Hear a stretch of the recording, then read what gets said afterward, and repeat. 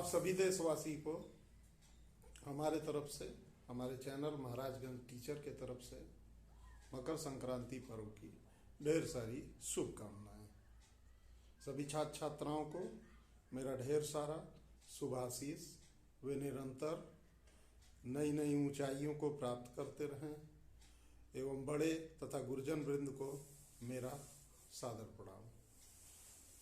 आज मकर संक्रांति के पावन पर्व पर हम लोगों को यह जानना चाहिए कि यह बहुत ही पौराणिक पर्व है और ये पर्व आज से नहीं बल्कि हजारों वर्ष से मनाया जा रहा है। यह पर्व एक खगोलीय घटना पर आधारित है। आइए देखते हैं इस खगोलीय घटना के पीछे का क्या कारण है, जिसको आज विज्ञान भी पूर्ण रूप से अनुमोदित एवं मानता है। हमारे देश में लगभग हमारे देश की मान्यता के अनुसार दो प्रकार के कैलेंडर प्रयोग में लाए जाते हैं। एक कैलेंडर जिसमें तिथि होती है, जैसे एकम दूज, तृतीया, एकादशी, पूर्णमासी, अमावस्या। तो ये जो कैलेंडर होता है ये विक्रमी संवत पर आधारित होता है, विक्रम संवत का कैलेंडर होता है। और विक्रम संवत का कैलेंडर जो होता है वो चंद्रमा की गणना पर आधारित होता है, सूर्य की गणना से उसका कोई संबंध नहीं होता है।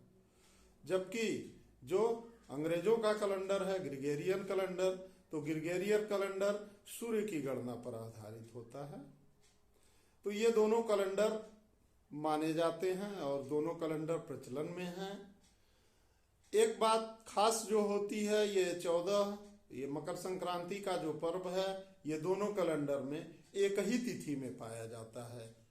यह बहुत बड़ी बात है कि दोनों कैलेंडर जो सूर्य की गति पर है और एक चंद्रमा की गति पर है, फिर भी मकर संक्रांति की जो तिथि है वो एक ही डेट यानी 14 या 15 जनवरी को ही पाई जाती है।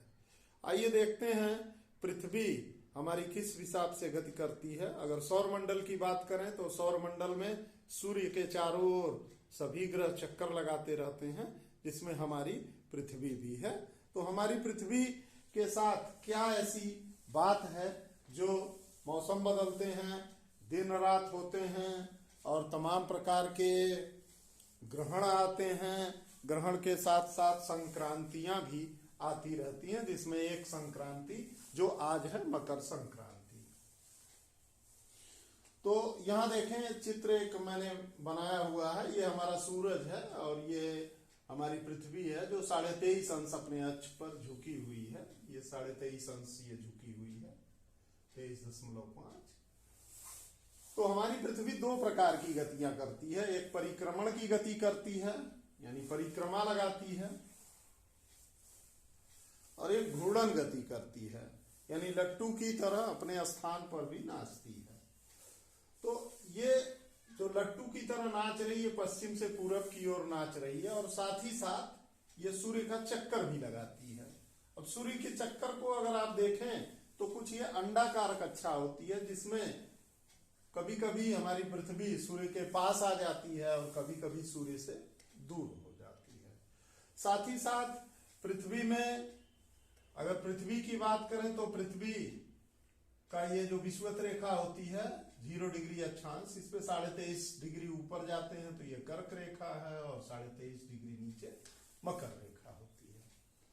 दूसरी बात, ये सूर्य में जो दो प्रकार की गतियां होती हैं, इन्हीं दोनों प्रकार की गतियों में दिन और रात। तो जैसे मान लीजिए हमारी पृथ्वी घूम रही है, तो घूमते घूमते जो हिस्सा सूर्य के सामने हो गया वहां दिन हो गया, और जो पीछे हो गया वो रात हो गया।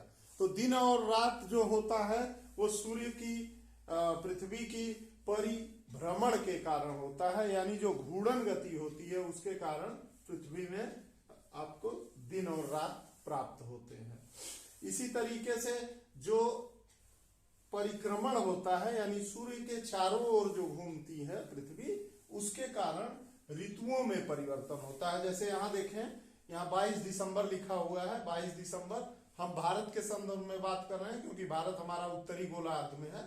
तो उत्तरी गोलार्ध में आप देखें यहाँ पे 22 दिसंबर के समय उत्तरी गोलार्ध में शीत ऋतु हो जाती है, यानी उत्तरी गोलार्ध में तापमान सूर्य का कम पहुंचता है और निचले हिस्से में ज्यादा पहुंचता है, यानी दक्षिणी गोलार्ध में गर्मी होती है, उत्तरी गोलार्ध में शीत ऋतु। फिर इसी तरीके से जब हम यहाँ आ जाते हैं, लगभग 24 मार्च की तिथि यहाँ दिखाई दे रही है, 24 मार्च की तिथि में यहाँ उत्तरी गोलार्ध में बसंत ऋतु हो जाती है। बसंत ऋतु का मतलब न तो ज्यादा ठंडी और न ज्यादा गर्मी।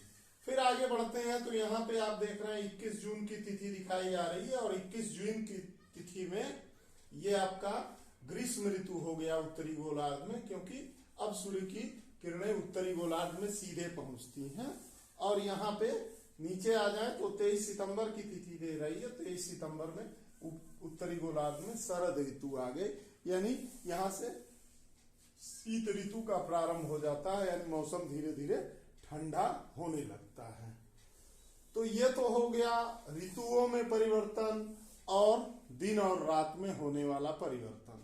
अब संक्रांति में अगर बात करें तो संक्रांति एक ऐसा पर्व होता है जैसे सूर्य पृथ्वी चूंकि 23.5 अंश झुकी हुई है, तो पृथ्वी के 23.5 एक्सिस ये है, जबकि पृथ्वी का एक्चुअल एक्सिस ये होता है।